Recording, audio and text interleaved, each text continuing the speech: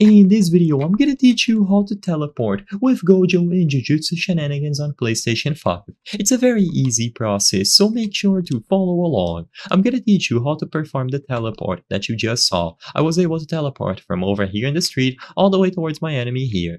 Now, you will notice that I am recording this video on my PC with an Xbox controller, but don't worry, I'm still gonna give you the exact process for your DualSense controller on a PlayStation 5 or even a DualShock. All that you have to do is walk close to an enemy, position your camera roughly towards him, and then press left on the D-pad, known as your special, and you will be able to close in the distance and teleport. So all that you have to do is look towards an enemy and press left on the D-pad. Keep in mind that there is a big cooldown to this, so right now I'm spamming left on the D-pad and nothing happens because the teleport is on cooldown. You can also do some other things to help. You can enable shift lock by pressing down on the D-pad, but once again this is optional, and you can also lock onto the enemy by pressing down on the left joystick, and then all that you have to do is press left on the D-pad. You will notice that the range is quite big, so as you saw, it is an incredible way to close the distance and surprise your enemies to start attacking them. You just have to wait for the cooldown and the right moment to attack, and this is all you have to do.